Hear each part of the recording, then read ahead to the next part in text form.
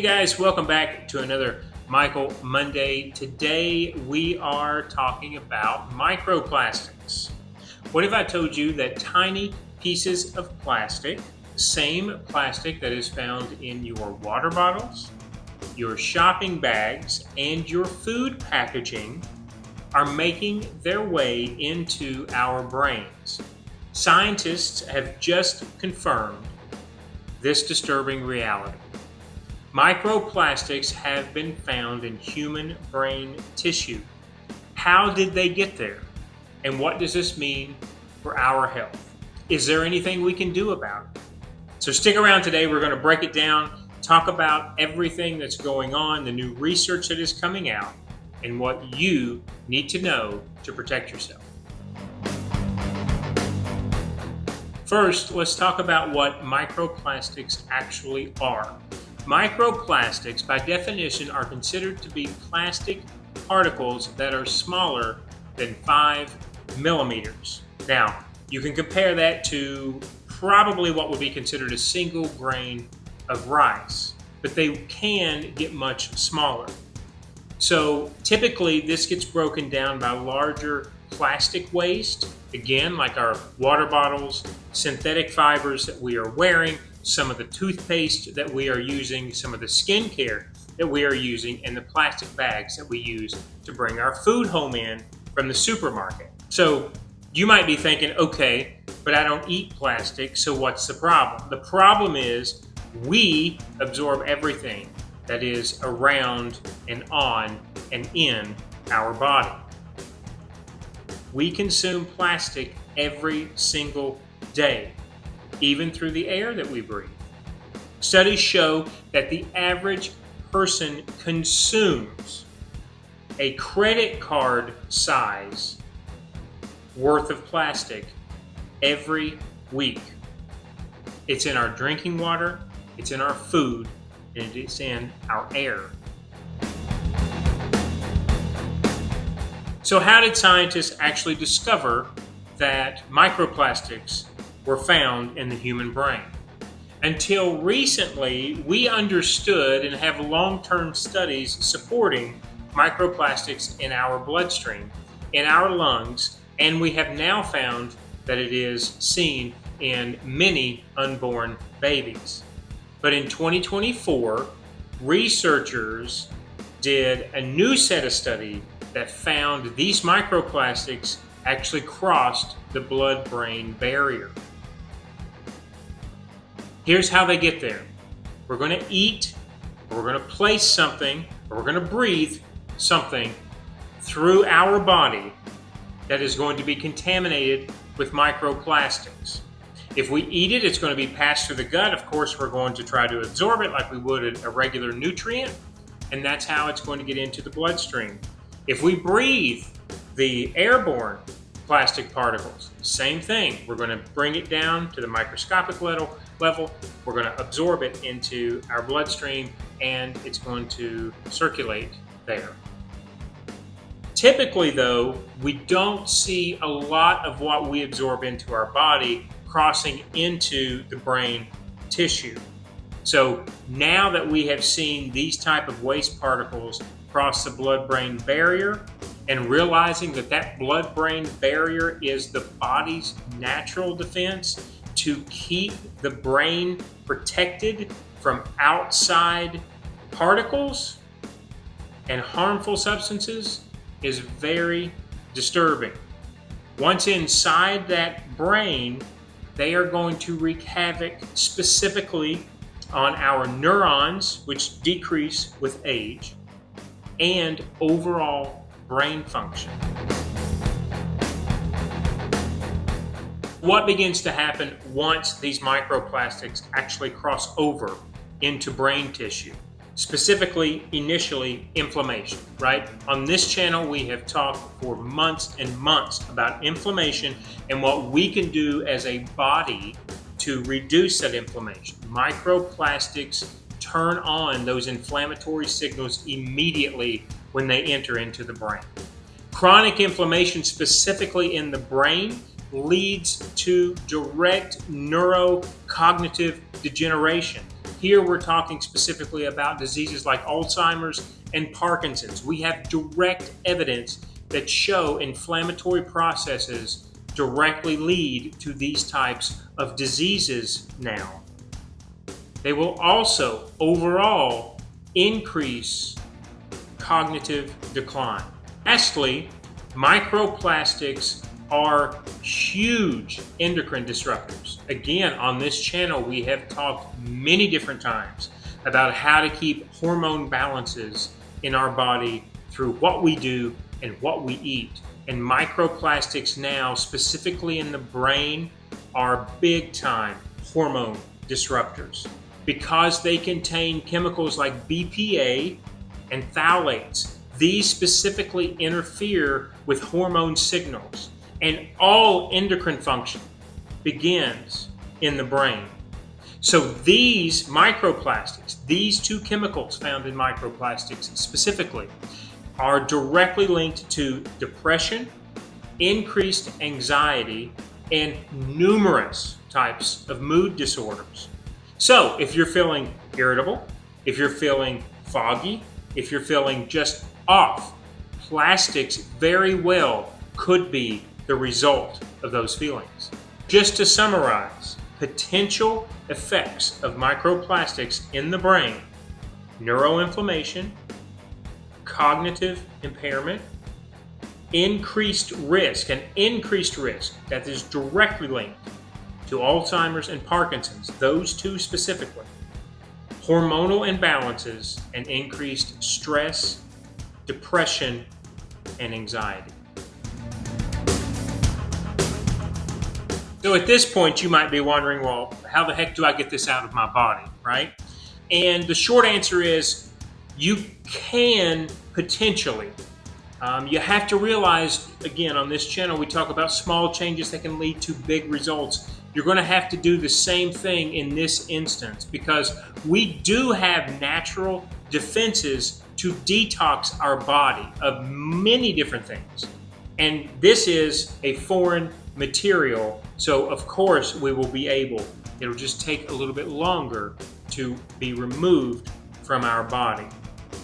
The main ways are urine, feces, and sweat. So now we're talking about making sure we're sourcing the things we eat and drink and how we exercise, making quicker efforts, right, to get rid of and detox this body from those microplastics. The problem is microplastics in the body and the bloodstream eventually become nanoplastics, and let me explain really quickly.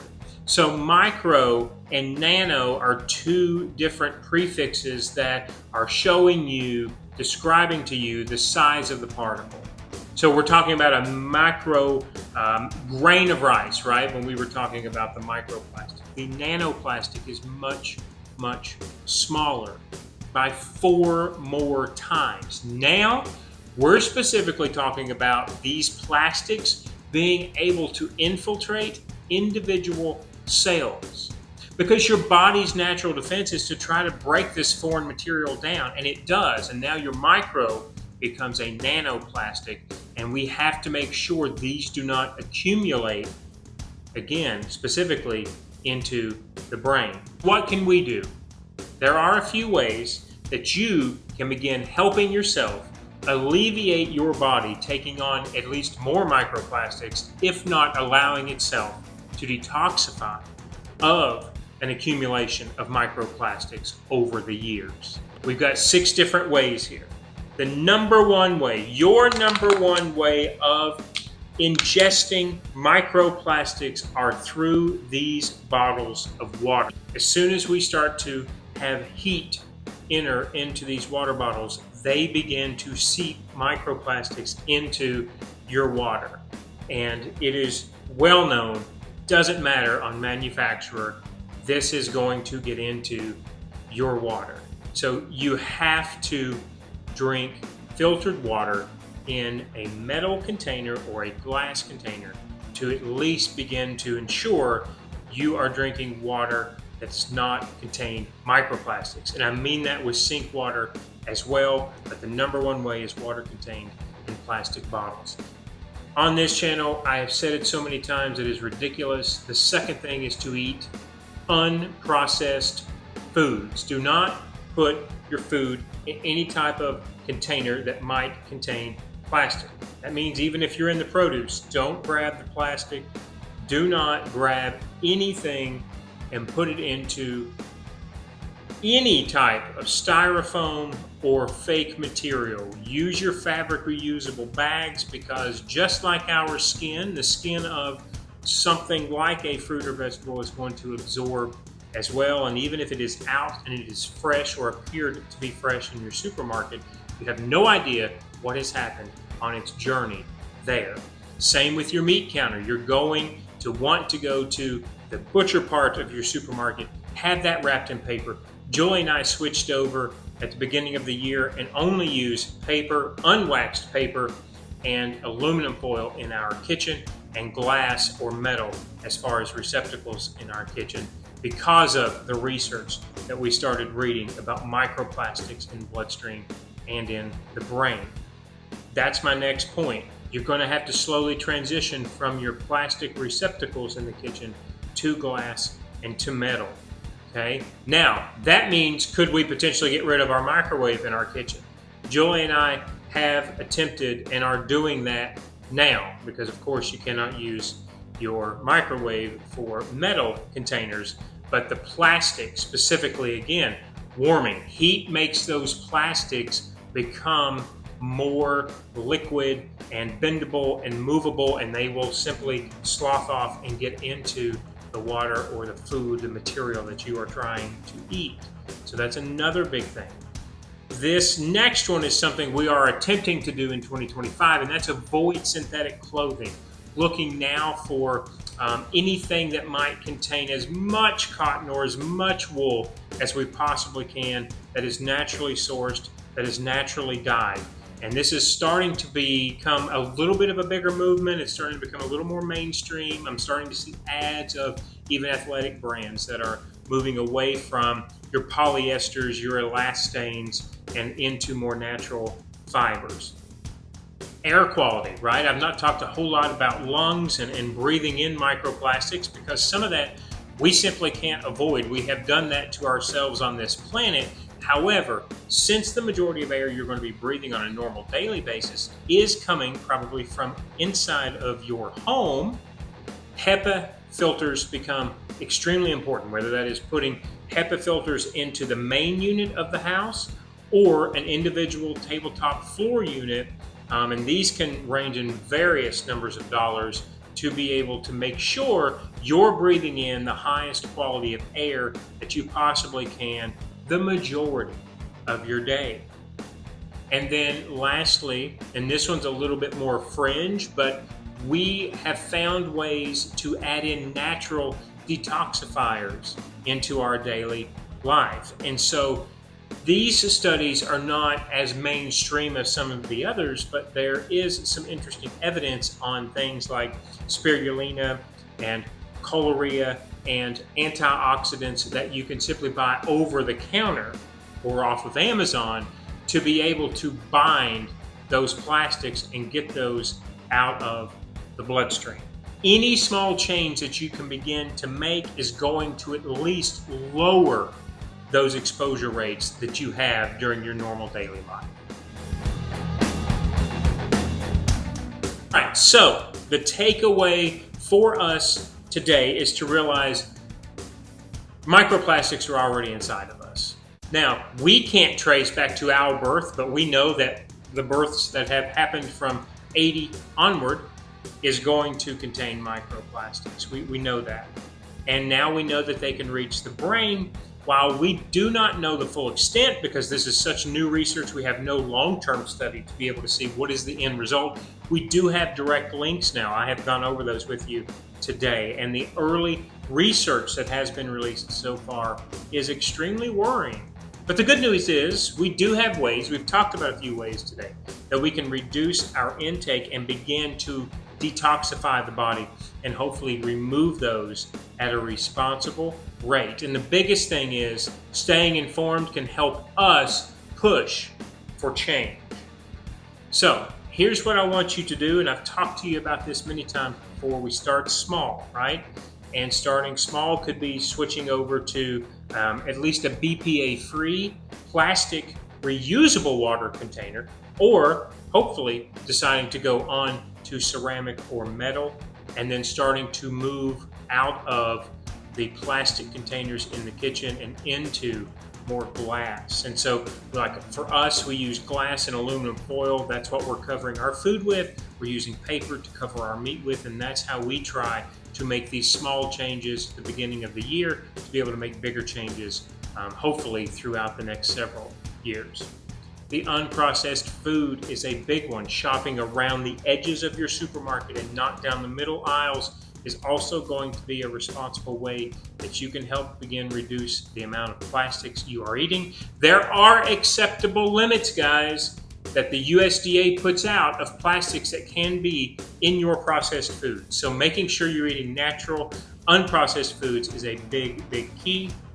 And then most importantly, I would argue, is staying informed, right? I did just a little bit of research for this video, but looking daily or weekly and staying up to date and away from mainstream media is the only true way in 2025, I think, that we can make sure that we are at least attempting to help ourselves through this time in our lives. So if you found this video helpful, I thank you. Leave me any questions, any comments down below, suggestions. I'll take it, run with it, continue to research and see where we go with this, how responsible we will be with this, how many dollars from our government are going to go into this. And I hope you have enjoyed today's video and that it was informative. I will see you guys again with another Michael Monday. Have a great day, everyone. See you soon.